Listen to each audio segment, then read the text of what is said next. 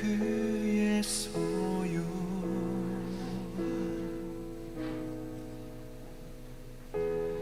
내가 어딜 가든 예배전 찬송하겠습니다. 찬송가 278장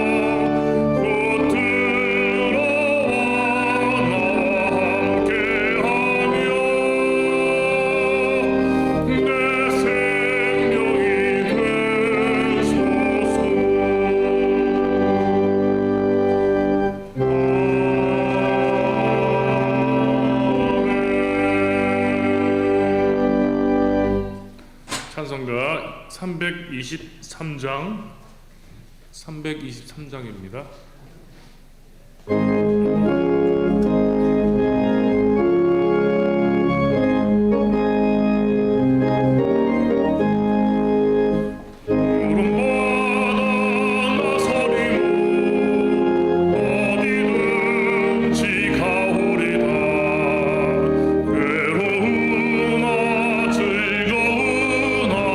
주만 따라가오리니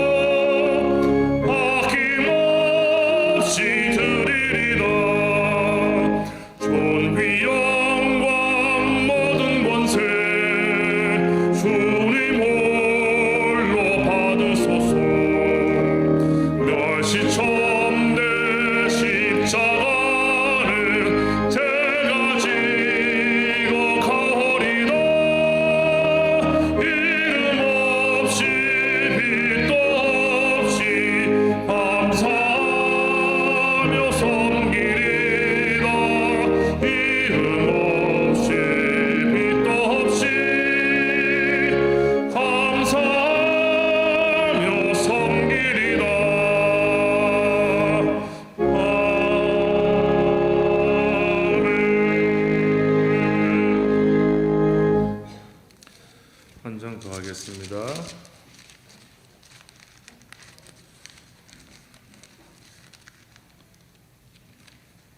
393장.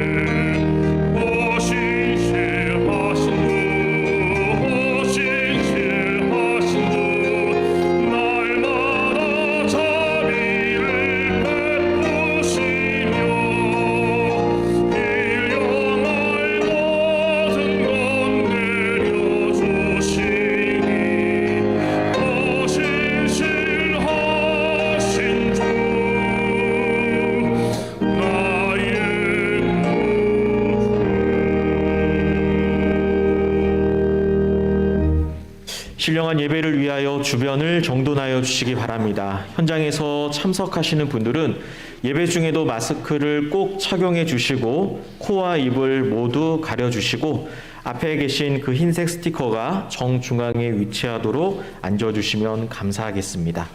그럼 이제 다 함께 묵상 기도하심으로 주일날 예배를 하나님께 드리겠습니다.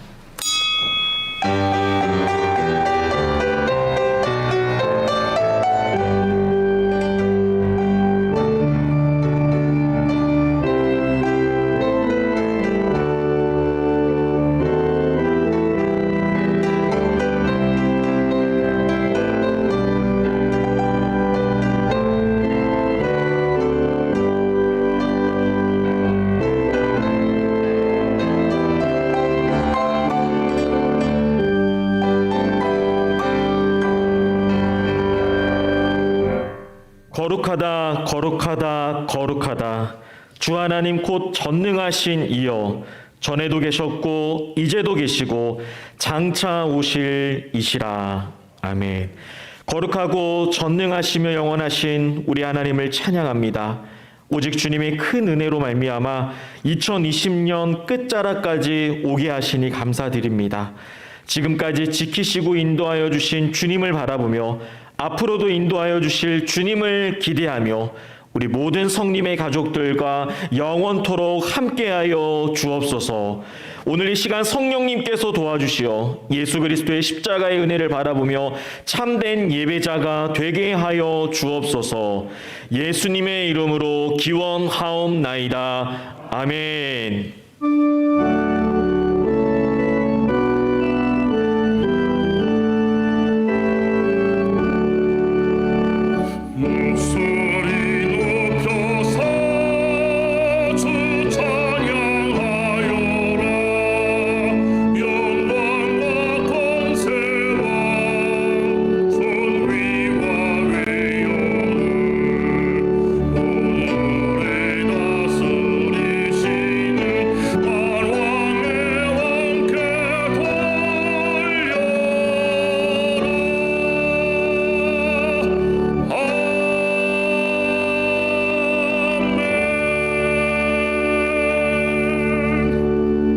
지난 한 주간의 삶을 돌아보며 조용히 회개기도 하겠습니다. 주님, 한 주간을 살면서 하나님 아버지, 오늘 이 시간 다시 한번 하나님 앞에 회개하며 나아갑니다. 육신의 정욕, 안목의 정욕, 이생의 자랑에 빠져있던 나를 오늘 이 시간 다시금 십자가의 사랑으로 정결하게 하여 주시옵소서. 오늘 이 시간 우리의 말과 우리의 행동과 우리의 생각을 다시금 성령의 능력으로 주님 우리를 인도하여 주셔서 오늘 이 시간에 회개하며 이 세상 가운데 타협하며 걸어왔던 모든 죄악들을 주님 용서하여 주시옵소서. 이 시간에 내 인생을 위해 주님의 말씀을 기억하지 못한 것을 회개합니다. 때를 얻든지 못 얻든지 복음을 증거하지 못한 것을 회개합니다. 주님, 오늘 이 시간에 나를 불쌍히 여겨주시고 주님께 더욱더 간절히 나아가는 이 시간이 되게 하여 주옵소서. 아버지 하나님께 감사드리며 예수님의 이름으로 기도하옵나이다. 아멘. 너희의 죄가 주홍 같을지라도 눈과 같이 희어질 것이요 지능같이 붉을지라도 양털같이 희게 되리라. 아멘.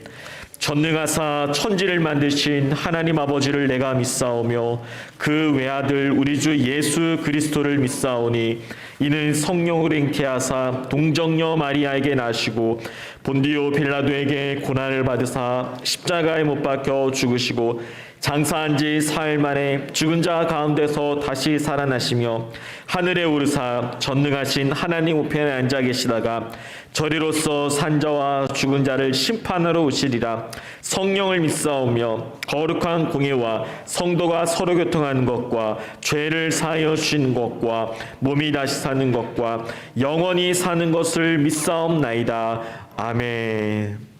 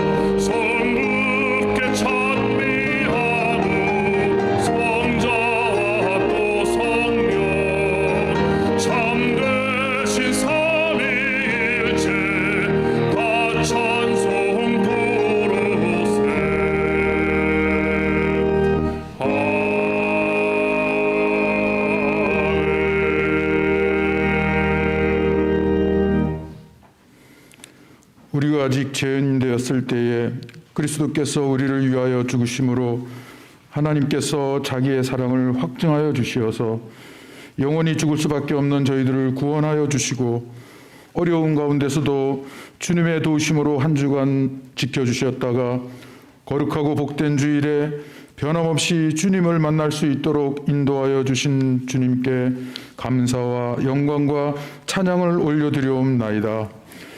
이렇듯 우리의 삶이 주께로부터 은혜로 받은 것임에도 불구하고 저희들은 주님께서 원하시는 삶을 살지 못하고 인간의 소욕대로 살며 죄된 모습으로 이 시간 나왔사오니 주님께서 저희를 위해 흘리신 십자가의 보혈의 피로 저희들을 깨끗이 씻어 주시어서 이 시간 드리는 이 예배가 신령과 진정으로 드려지는 예배가 되게 하여 주시옵소서. 사랑의 주님, 금년 한 해도 벌써 12월을 맞이하였습니다. 코로나로 인하여 어려운 가운데서도 우리 교회를 지켜주시고 가정들을 지켜주심으로 큰 어려움 없이 한 해를 마무리하게 하여 주심을 감사를 드리옵나이다. 남은 한 달간 마무리를 잘하여 내년을 잘 준비하게 하여 주시옵소서. 특별히 금년에도 여러 가지로 어려움 속에서도 우리 교회 선교 사업이 차질 없이 이루어질 수 있도록 도우신 하나님께 감사를 드리며 내년에는 더욱 많은 성도들이 선교 사업에 동참하여 교회와 가정들이 하나님의 큰 축복을 받게 하여 주시옵소서. 하나님 아버지, 지난주에 교회 직분자 선거를 무사히 치르고 새롭게 장로와 안수집사, 권사 여러분들을 피택하게 하신 하나님께 감사를 드립니다. 이분들이 6개월 동안 잘 훈련받아 준비된 교회의 일꾼으로 성장시켜 주심으로 교회의 머리 대신 예수님을 사랑하고 성도들을 섬기며 부르심에 합당한 열매를 맺음으로 우리 교회가 더욱 발전하게 하여 주시옵소서. 또한 내년에도 많은 봉사자가 필요하오니 우리 성도들에게 자원하는 영을 더하여 주시사 교회의 일꾼을 세우는 일에 부족함이 없도록 인도하여 주시옵소서. 특별히 바라옵기는 모든 성도들이 성령의 충만함을 받아 주님께서 주시는 권능을 힘입어 이 세상을 능히 이기는 삶을 살아가게 하여 주시옵소서. 경기가 어려워 재정적으로 어려움을 당하는 가정들에게 주님께서 함께 하시사 속히 회복될 수 있도록 축복하여 주시옵소서. 몸과 마음이 연약한 성도들에게 함께하여 주시어서 연약한 중에서도 주님께 감사함으로 이전보다 더욱 건강한 삶을 살게 하여 주시옵소서. 진정훈 목사님을 한 해 동안도 지켜주심으로 코로나로 인해 어려운 상황에서도 교회와 성도들을 진리의 말씀으로 인도하여 주시니 감사를 드리옵나이다. 내년에도 큰 목회의 비전을 가지고 성림교회가 올해보다도 더 부흥하고 성장할 수 있도록 성령의 충만함과 리더십을 더하여 주시옵소서. 오늘도 전해주시는 말씀을 통해 성령께서 우리의 마음을 뜨거워지게 하시고 결단하는 시간이 되게 하여 주시옵소서. 시온 찬양대회가 믿음으로 준비한 찬양을 통해 주님께는 영광이요 우리에게는 은혜와 감사가 넘치는 찬양이 되게 하여 주시옵소서. 이 시간에도 미지의 땅에서 코로나와 싸우며 선교 사역을 감당하시는 선교사님들과 북한 지하교회 성도들을 지켜보호하여 주시옵소서. 예배를 통해 축복해 주시기를 원하시는 하나님, 오늘 이 예배가 축복의 통로가 되게 하여 주시옵소서. 언제나 우리를 사랑하시는 예수 그리스도의 이름으로 감사하며 기도드리옵나이다. 아멘.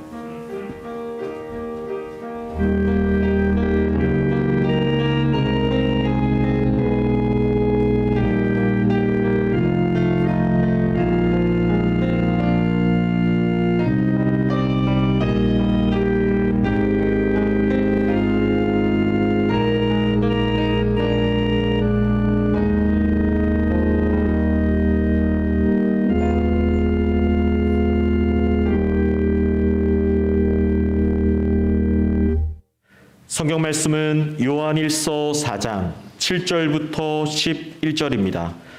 성경 말씀은 요한일서 4장 7절부터 11절입니다. 신약 성경 393면에 있습니다. 사랑하는 자들아, 우리가 서로 사랑하자. 사랑은 하나님께 속한 것이니 사랑하는 자마다 하나님으로부터 나서 하나님을 알고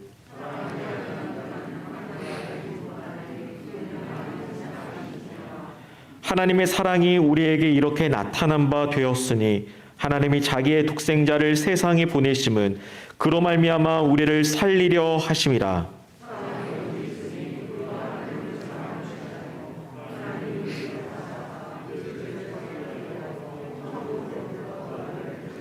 함께 봅니다. 사랑하는 자들아, 하나님이 이같이 우리를 사랑하셨은즉 우리도 서로 사랑하는 것이 마땅하도다.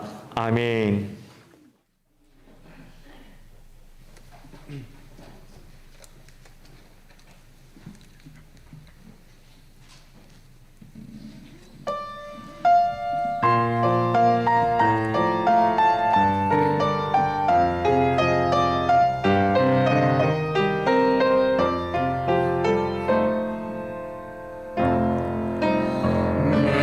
내가 사랑해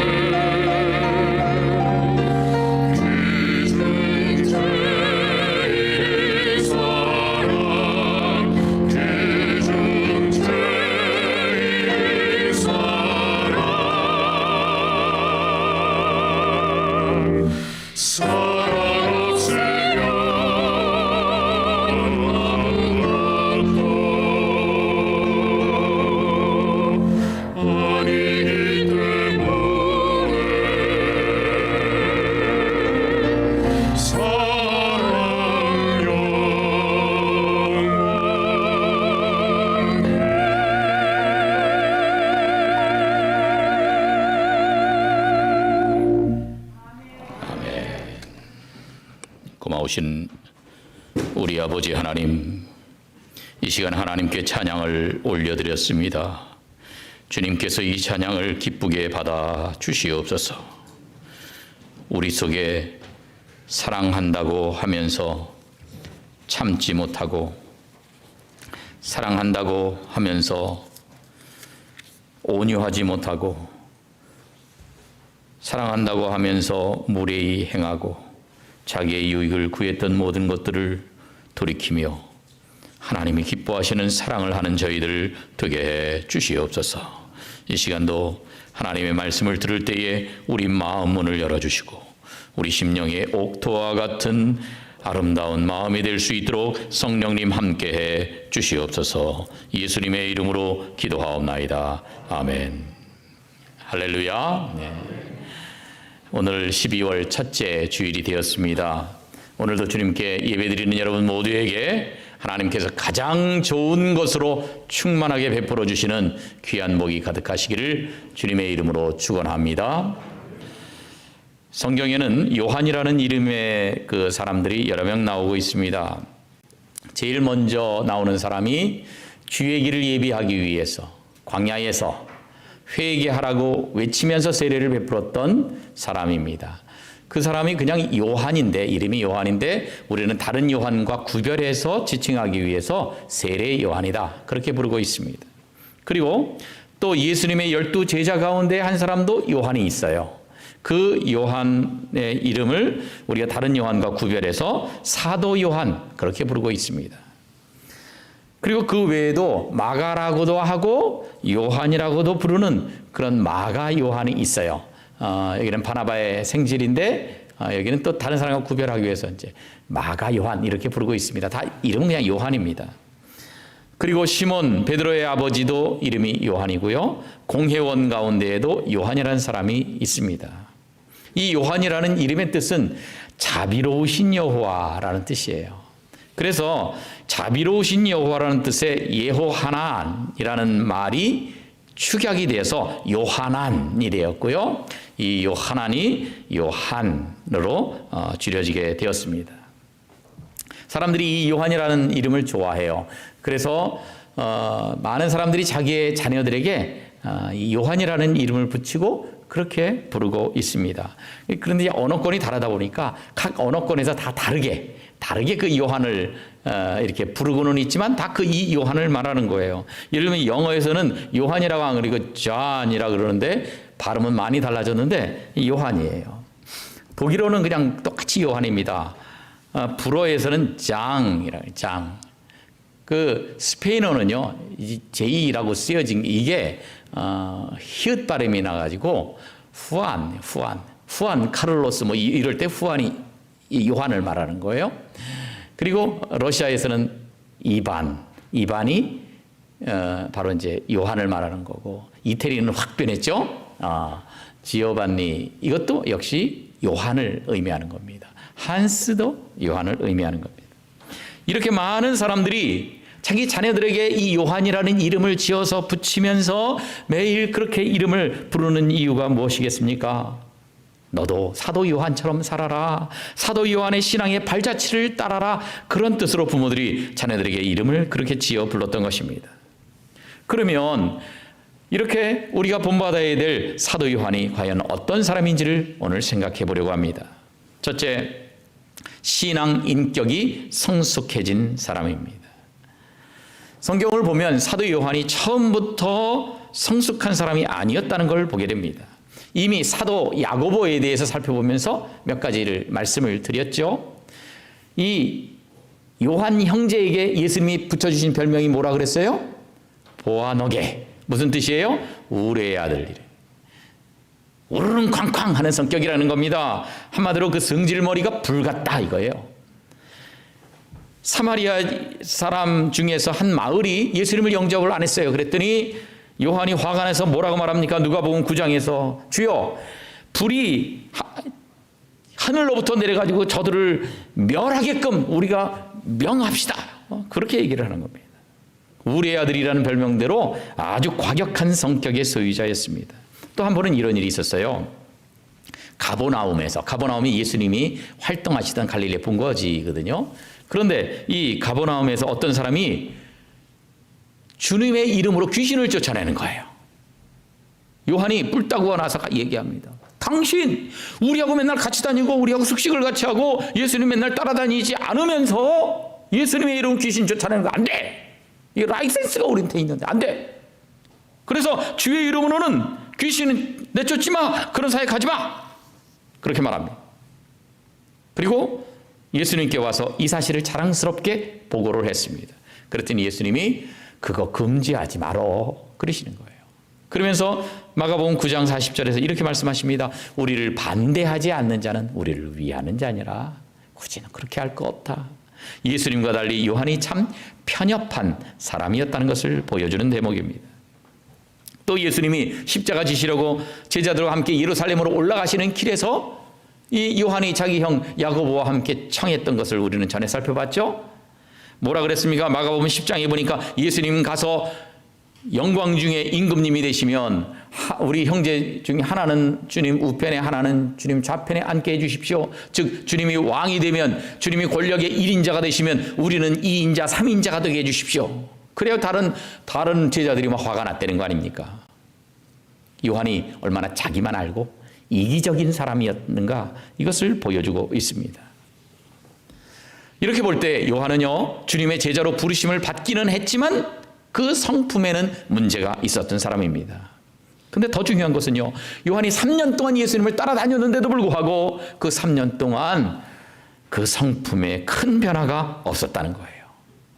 이것이 요한의 고민이고 오늘날 우리의 고민이 아니겠습니까? 우리도 예수 믿자마자 그 순간에 완전히 우리가 180도 달라지고 완전히 천사 같고 성자와 같이 변화됐다면 얼마나 좋겠습니까? 그런데 예수 믿었는데 아직 예수 믿기 이전에 성품이 그대로 남아 있어요. 그 성품이 깨끗이 없어져야 되는데 1년, 2년, 3년 신앙생활해도요 아직도 남아 있어요.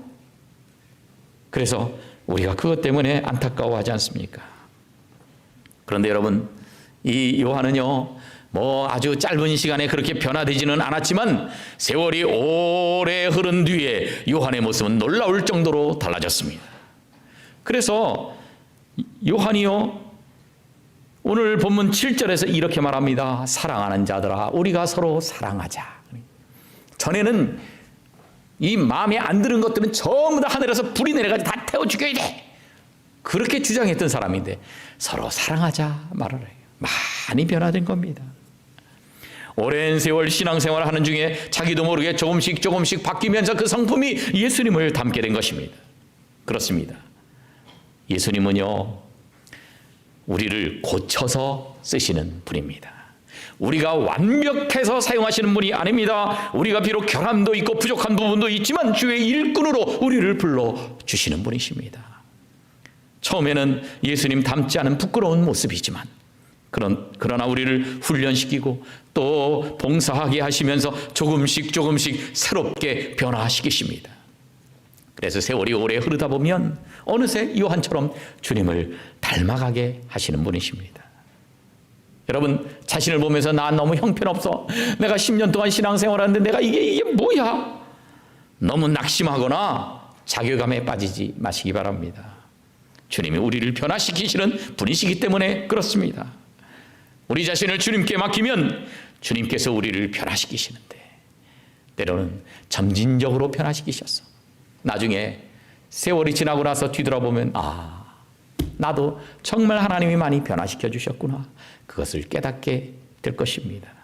아무쪼록 주님께서 여러분을 변화시키는 것을 매일 체험하며 살아가는 복된 성도들 되시기를 주님의 이름으로 축원합니다.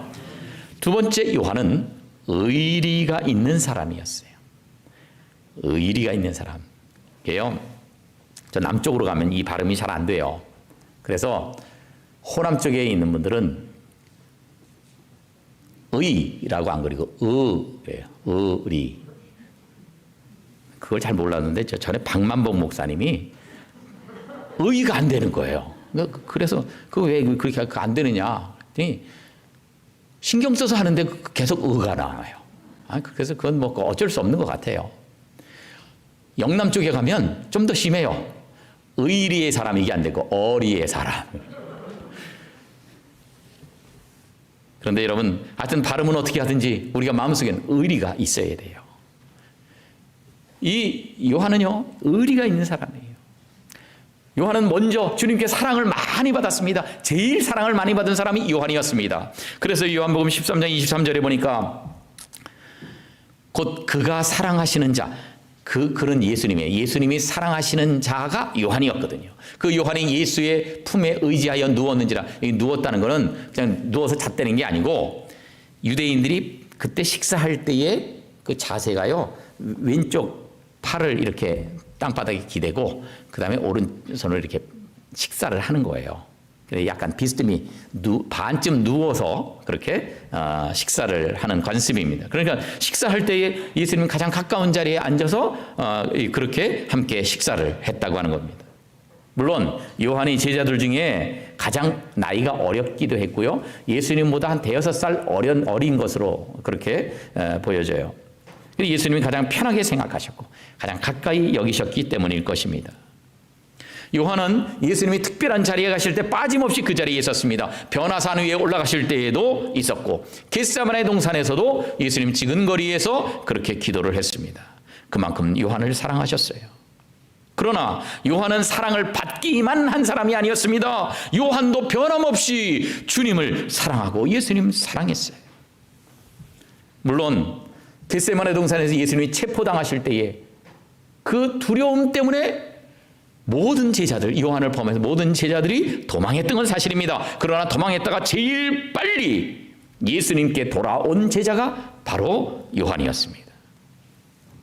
베드로조차도 멀리 떨어져서 먼 거리에서 뒤따라가고 있었는데 요한은 용감하게 예수님 가까이서 붙어서 따라갔습니다.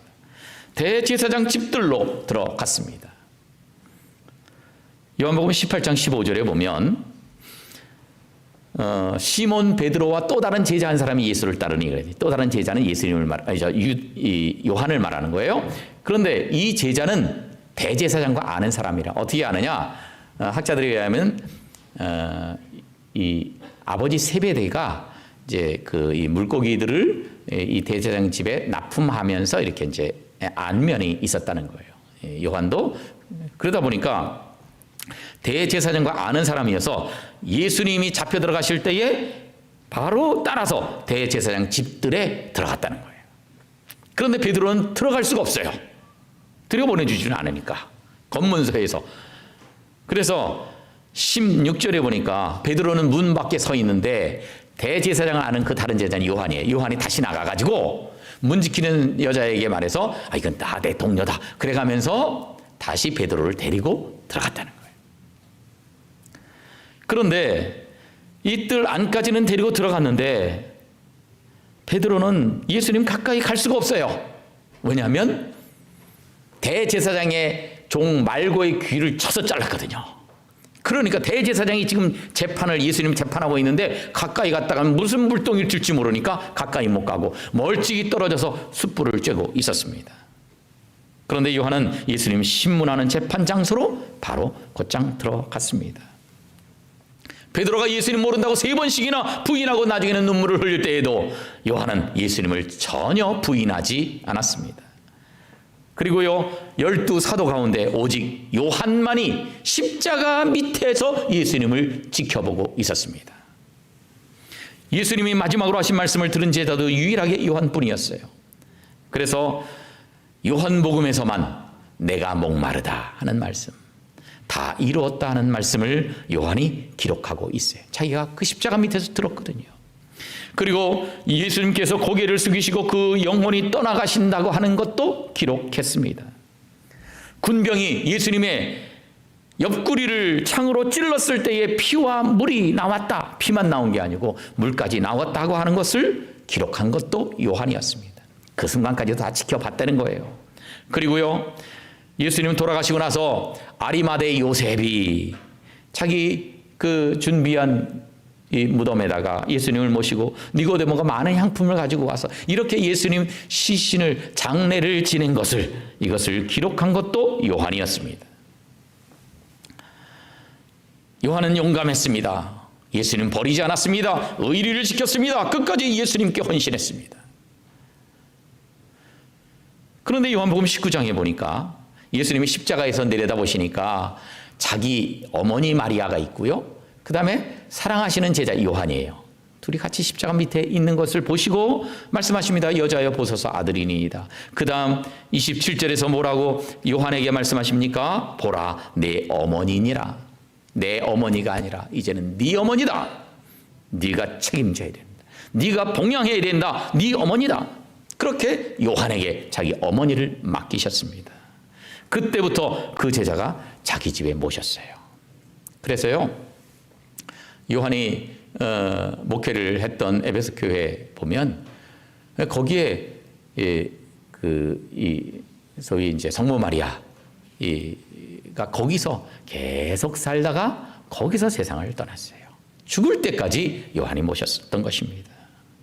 요한은요 다른 제자들은 십자가 밑에 갈 생각을 못했습니다. 무서워서 자기도 죽을까 봐서 붙잡힐까 봐서. 그러나 요한은 내가 죽으면 죽었지 예수님 마지막 길을 내가 안 봐서는 되겠는가. 그래가지고 십자가 밑에서 예수님의 마지막 순간까지도 계속 지켜보았던 의리의 사람이었습니다.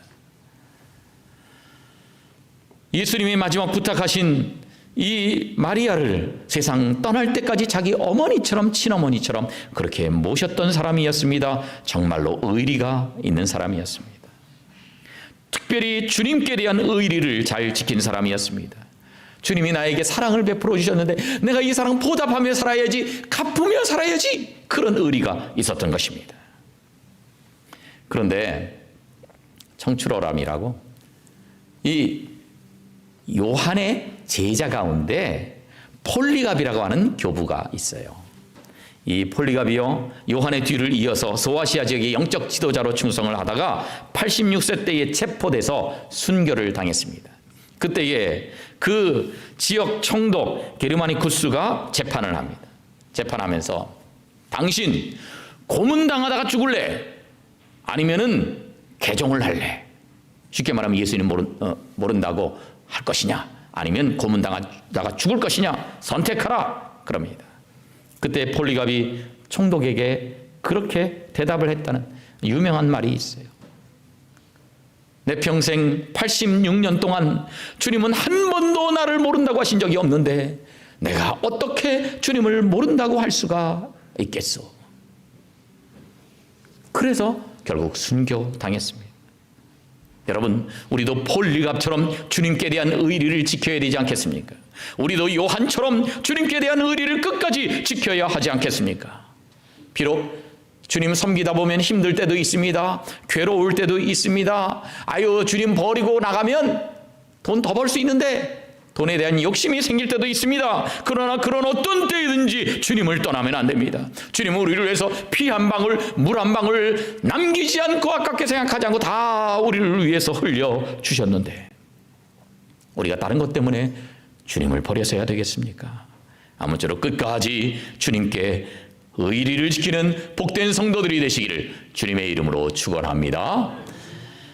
세 번째, 요한은 사랑의 사람이었습니다. 요한이요 로마 황제 도미티안의 박해 때에 주후 95년도에 체포가 됐습니다. 그래서 반모섬으로 유배를 갔어요.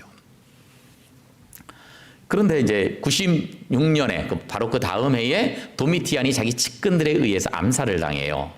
그래서 도미티안이 유배를 보냈는데 도미티안이 죽으니까 다시 사면이 돼서 에베소로 귀환했습니다. 그때 너무 늙고 노쇠해가지고요 강단에 서서 설교를 할 수가 없는 거예요. 그런데도 성도들이 부축을 합니다.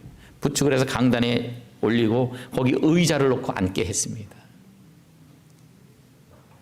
그때 늘 이분이 하는 설교가 똑같았대요. 요한복음 13장 34절. 내가 다락방에서 예수님이 직접 우리에게 새 계명을 주시는 것을 들었어. 새 계명을 주시는데 그 새 계명이 서로 사랑하라는 거예요. 예수님이 우리를 사랑한 것 같이 우리도 서로 사랑하라고 주님 말씀하셨어. 35절 너희가 서로 사랑하면 이로써 모든 사람이 너희가 내 제자인 줄 알리라. 제자의 표시가 서로 사랑하는 거요. 서로 사랑해야 돼요. 서로 사랑해야 돼요. 요한이 늘 설교가 똑같았다는 거예요. 그러니까 교인들 가운데 불만이 생긴 거예요. 아니 도대체 이게 똑같은 설교도 한두 번 듣지 골백 번 들으니 이제 지겹다. 좀 다른 설교를 해 주십시오. 그랬더니 아니야. 사랑이 얼마나 중요한데. 사랑이 중요하기 때문에 내 이 설교를 해야 돼. 그래서 오늘 우리가 읽을 말씀 요한일서 4장 8절에서 이렇게 말씀합니다. 사랑하지 아니하는 자는 하나님을 알지 못하느니. 우리는요 사랑 안 해도 하나님을 안다고 생각해요. 아니라는 거예요. 하나님은 사랑이신데 사랑하지 않는 자는 하나님을 알지 못한다는 거예요. 그래서 요한을 사랑의 사도라고 부릅니다. 사도 요한이 쓴 성경의 최대의 특징 단어가 사랑이에요. 그래서 요한복음에는 사랑이라는 단어가 57회 사용되고 있습니다. 그런데 오늘 본문인 요한일서에서는요. 요한일서는 5장밖에 안 돼요. 짧은 성경입니다. 그 짧은 성경인데도 불구하고 사랑이라는 단어가 무려 53회나 사용되고 있습니다. 그만큼 사랑을 강조했던 사도였습니다. 여러분, 사랑이 중요합니다. 사랑이 사람을 변화시킵니다. 율법은 사람을 변화시키는 게 아니에요. 억지로 행동만 하게 해요. 그러나 사랑이 우리 심령을 변화시키는 거예요. 사랑이 우리의 인격을 변화시키고 우리의 가치관을 변화시키고 생활 태도와 대인관계까지 변화시키는 것입니다. 그래서 예수님의 사랑을 듬뿍 받았던 이 요한이요, 처음에는 우레의 아들이었는데 자비의 아들로 변화가 되었습니다. 전에는 독점력이 가득했던 사람이었고 배타적이었던 이 사도 요한이요, 용서와 관용의 사람으로 변화가 되었습니다. 자기에게 적대적인 사람들은요, 하늘에서 불을 내어 전부 다 태워 죽여야 된다고 했던 이 요한이었습니다. 하나님은 심판자다, 그렇게만 생각했던 그 요한이 이제는 하나님은 사랑이시다, 그렇게 선포하고 있습니다. 그래서 오늘 본문 8절에 보니까 이는 하나님은 사랑이십니다. 하나님은 사랑하시는 분이라는 게 아니에요. 하나님은 사랑 그 자체는, 사랑 그 자체. 뿐만 아닙니다. 사랑하지 않는 사람은 구원받지 못한 사람이라는 거예요. 요한일서 3장 14절에 보니까 우리는 형제를 사랑으로 사망에서 옮겨 생명으로 들어간 줄 알거니와 사랑하지 아니하는 자는 사망에 머물러 있느니라. 사랑하지 아니하는 자는 아직 구원받지 못했다, 그 얘기예요. 그러면 우리는 형제를 사랑함으로 구원받느냐? 그건 아니에요. 예수님 믿음으로 구원받습니다. 그런데 여기서 이것을 이렇게 강조한 의미는 뭐냐? 우리가 구원받은 사람이라면 형제를 자연스럽게 사랑하게 되어 있다는 거예요. 근데 형제를 전혀 사랑하지 않으면 구원받은 사람이 아닐 수도 있다는 거예요. 여러분, 주님의 사랑을 받았던 사도 요한은요, 그 사랑의, 크나큰 사랑의 채무를 느꼈습니다. 그래서 오늘 보면 11절에 보니까 하나님이 이같이 우리를 사랑하셨은즉 하나님의 사랑을 우리가 받았으니까 우리도 서로 사랑하는 것이 마땅하도다. 마땅하도다. 전에는 이기적이고 배타적인 사람이었는데 이제 사랑해야 된다는 채무를 느끼는 사람이 되었습니다. 그래서 사랑이 당연하다, 사랑하는 게 마땅하다고 여기게 되었습니다. 사랑 안 해도 할 수 없고 사랑하면 더 좋고, 이게 아니라는 거예요. 사랑은 마땅히 해야 되는 의무라는 겁니다. 그렇습니다. 사랑은 우리의 의무입니다. 반드시 해야만 되는 것입니다. 이 사랑은요, 나도 변화시키는 것이고 상대방도 변화시키는 것이고 세상을 변화시키는 원동력이 되는 것입니다. 오늘 아까 찬양한 것처럼 내가 천사의 말을 한다고 할지라도 내게 사랑이 없으면 아무것도 아니요. 우리가 울리는 꽹과리 같다는 거예요. 사랑이 없으면 아무것도 아니에요. 아무쪼록 이 요한처럼 가슴속에서 사랑이 샘솟듯 솟아나는 사랑의 사도들로 살아가시기를 주님의 이름으로 축원합니다. 마지막으로 요한은요, 끝까지 사명을 감당한 사람이었습니다. 요한이요, 12제자 중에 제일 오래 산 사람이에요. 제일 오래 살았어요. 이 요한의 친형 야고보는요, 가장 먼저 순교했습니다. 주 30년대 초에 순교했어요. 바울과 베드로는 주후 60년대 중반에 순교를 했습니다. 그런데 요한은요, 주후 90년대 중반에 자연사했어요. 순교당한 게 아니에요. 자연사했습니다. 그러니까 주님과 함께 부르심을 받았던 그 형 야고보보다는 60여 년을 더 살았어요. 그 다음에 베드로보다는 30여 년을 더 살면서 이렇게 사역을 하게 하셨다는 거예요. 근데 우리 생각엔 그래요. 아이고, 순교당한 사람이 위대하지, 그냥 살다가 늙어서 죽은 사람은 뭐 그렇게 대단할 거 없잖아, 그렇게 생각을 합니다. 그러나 꼭 그렇지만은 않아요. 이 시대가 박해받는 시절이에요. 박해받는 시절에 오랫동안 살아있으면서 오랫동안 박해를 받으면서 교회를 위해서 충성했던 것도, 이것도 대단한 거예요. 차라리 빨리 한순간에 한방에 순교당하고 저 세상 가서 천국에 가 있는 게 훨씬 좋을지도 몰라요. 그게 훨씬 나을지도 몰라요. 그런데 하나님이 오래 살려두시니까 끝까지 살면서 끝까지 주님 위해서 박해를 받아가면서 교회를 위해서 충성하는 것도, 이것도 위대한 일이었다 하는 것입니다. 너무너무 요한에게 힘들었어요. 교회를 위해서 박해를 받아가면서 일하는 것이 힘들었어요. 그러나 그에게는 사명이 있었어요. 그래서 하나님이 그를 살려두셨던 것입니다. 아까 말씀드린 대로 요한은 예수님의 모친을 책임 맡았습니다. 책임 맡으라고 자기가 그냥 죽어버리면 어떡하라는 거예요.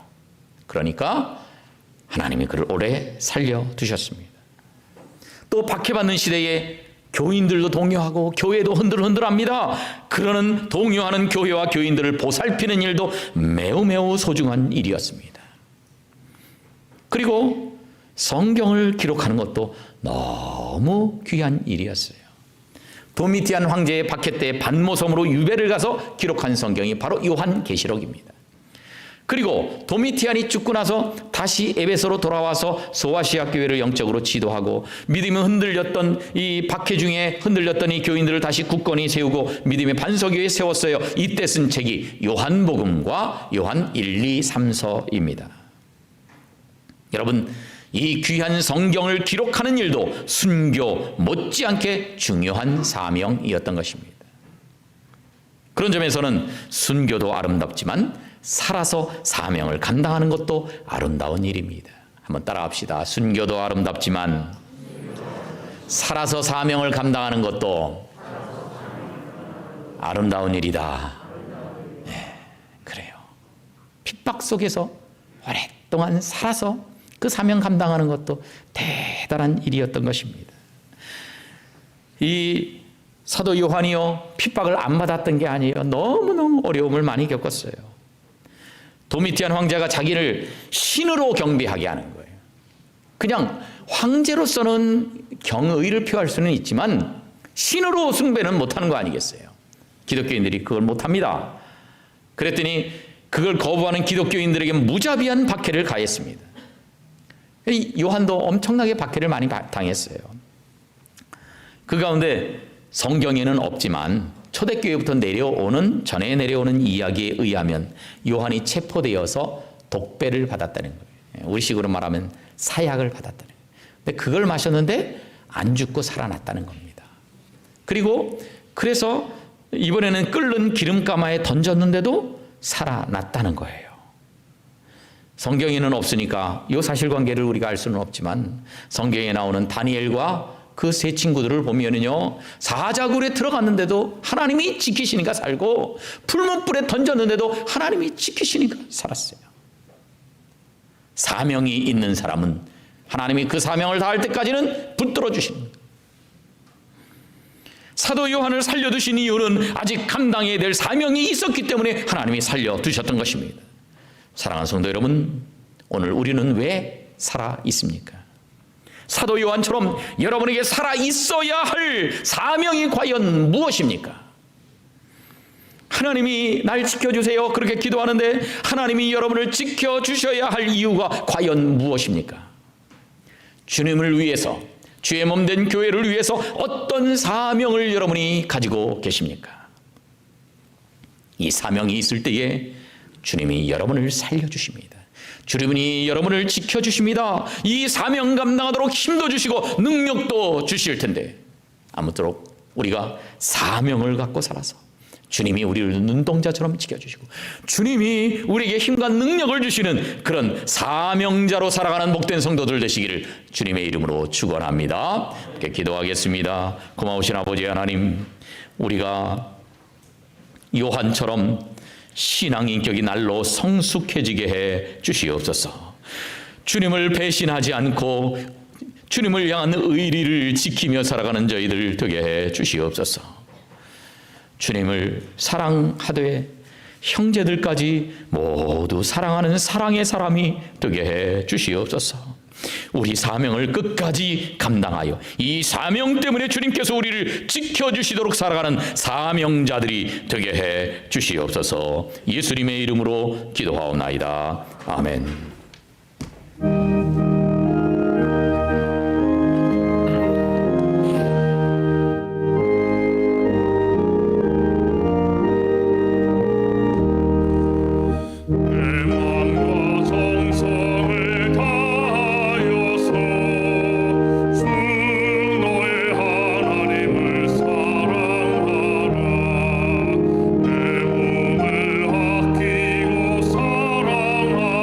뭐 700명이 모여서 한꺼번에 예배를 드리는 교회에서도 확진자가 있었는데 마스크들을 다 썼더니 문제가 없었더라. 이 마스크 착용을 제대로 잘해달라. 이제 그 얘기인데, 그래서 우리들도 마스크를 예배 오실 때에 잘 착용하시고, 망사 마스크라든지 무슨 뭐 밸브 있는 마스크 이런 거 말고 제대로 마스크를 제대로 이렇게 착용하시면 특별히 문제가 없을 줄로 압니다. 그렇게 협조해 주시면 감사하겠습니다. 예배에 대해서 혹시 정부 당국에서 어떤 결정이 있을 때에는 당회를 거쳐서 여러분에게 문자를 보내드릴 거예요. 예배에 변경 사항이 생길 때는 문자를 보내드립니다. 그러나 문자가 달리 가는 게 없으면 지금 하고 있는 대로 그대로 예배를 드린다. 그렇게 이해하시면 되겠습니다. 3번 광고 QR코드에 관해서 말씀드립니다. 이제 3번 광고예요. 예. QR코드 체크를 밖에서 했는데 날씨가 점점 추워져서 밖에서 봉사하는 분들이 너무 추운 거예요. 그러니까 이제 그 장소를 변경하는 것을 잘 이해하시고 다음 주부터 이렇게 하니까 협조해 주시면 좋겠어요. 다음. 예. 교회 마당으로 들어오시다 보면 여기 큰 계단이 있습니다. 이 큰 계단으로 올라가시는 분들도 바로 올라가지 마시고 여기까지, 요 유리창까지 오셔서 QR코드에 이렇게 삑 하고 그렇게 하시고 다시 올라가셨으면 좋겠어요. 몇 걸음 더 걸으시는데 몇 걸음 더 걸으시는 만큼 건강해지실 거예요. 그러니까 귀찮다고 안 하지 마시고 꼭 여기 와서 유리창 요 안에 있어요. 안에 있지만 우리가 다 시험을 해봤는데 QR코드 인식이 잘 됩니다. 밖에서도 그냥 이렇게 가까이 갖다 대면 삑 하고 인식이 되니까 밖에서 하시고 안내위원들은 이 유리창 안에 있을 수 있도록 그렇게 하겠습니다. 여기는 여기하고 여기가 있는데 다음 사진을 보면 예, QR코드가 유리창 안에 있는데 밖에서 인식하시면 되고 이건 어른 성도들이고요. 여기 똑같은 게 있지만 이건 주일학교 학생들을 위한 QR코드 스캐너입니다. 그렇게 큰 계단에서 가까운 쪽이 여기에 이제 어른들을 위한 것입니다. 그 다음, 예, 고등부실 쪽으로 그 유리 안쪽으로 들어가시는 분들 있어요. 엘리베이터 타시는 분들 또는 고등부실로 가는 분, 뭐 4층으로 가는 분들, 이런 분들은 이 유리창에 붙어 있는 걸 이용하시는 게 아니라 안쪽으로 들어오셔서 여기 또 스캐너가 2개 있어요. 하나는 어른들을 위해서, 하나는 주일학생들을 위해서 있는데 여기다가 이렇게 인식시키시고 들어가시거나 엘리베이터를 타시면 되겠습니다. 다음, 예, 평면도를 대충 그려봤는데 이렇게 들어오시다가 여기가 고등부실로 들어가는 입구예요. 그러면 유리창에 붙어 있는 스캐너 여기다가 인식시키고 이렇게 올라가시면 되겠습니다. 계단으로. 그리고 또는 여기다 인식시키고 이쪽 계단을 이용하시는 분들은 이렇게 가셔도 되겠어요. 작은 계단 이용하시는 분들은. 그리고 이 고등부실로 들어가시는 분들은 이 안에 있는 스캐너에 QR코드 인식하시면 됩니다. 다음 주부터 그렇게 된다는 것 기억하시고요. 발열 체크는 별표로 표시했어요. 이리로 들어가시는 분들은 여기서 발열 체크를 하게 됩니다. 그 다음에 여기서 QR코드는 여기서 하시고 그 다음에 올라가신 분들은 본당 앞에서 발열 체크를 하게 됩니다. 다 실내에서 하게 됩니다. 그리고 여기서 이제 작은 계단으로 올라가시는 분들은 문 열고 들어가면 여기서 발열 체크하고 어떤 분은 초등부실로 내려가고 어떤 분은 1층으로 올라가고 이렇게 되게 됩니다. 또는 주일학교 학생들은 여기서 인식시키고 이쪽으로 와서 중등부실 들어갈 수도 있겠고 중등부실은 중등부실에서 유년부실은 유년부실에서 발열 체크하도록 그렇게 하겠습니다. 그렇게 다음 주부터 협조해 주시면 감사하겠습니다. 견학 예배 다음 주일날 상급부서로 올라가는 학생들을 상대로 진행되겠습니다. 내년도 교사 지원서와 봉사 지원서 여러분 주보에 지난주에 넣어드렸는데 혹시 못 갖고 오셨던 분들 안내석에 있으니까 거기에 기록해서 내가 한 가지 이상은 봉사해야 되겠다 생각하시고 많이 지원해 주시면 감사하겠습니다. 연말정산을 위한 기부금 영수증 주중에 신청하신 다음에 주일날 받아가시면 되겠습니다. 교회 요람에 있는 사진을 바꾸기를 원하시는 분들은 사진을 내주시고 그냥 그 지금 있는 대로 그냥 두기를 원하시는 분들은 사진을 안 내셔도 됩니다. 그러나 전화번호가 바뀌었다든지 주소나 가족사항 등의 변경사항이 있는 분들은 꼭 알려주셔서 교회 요람에 제대로 반영될 수 있도록 해주시면 감사하겠습니다. 이제 모두 일어나셔서 마지막 찬송 드리겠습니다.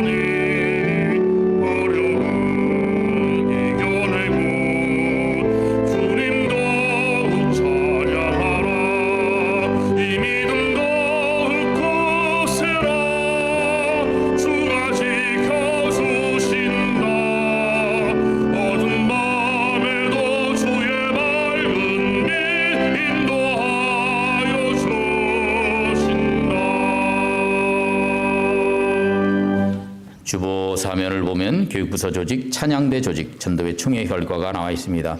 교육부서 책임자와 찬양대 책임자는 사실 올해 코로나 때문에 찬양대도 제대로 거의 운영이 안 돼서 올해는 거의 이렇게 봉사할 기회가 별로 없었어요. 그래서 그대로 유임을 시켰습니다.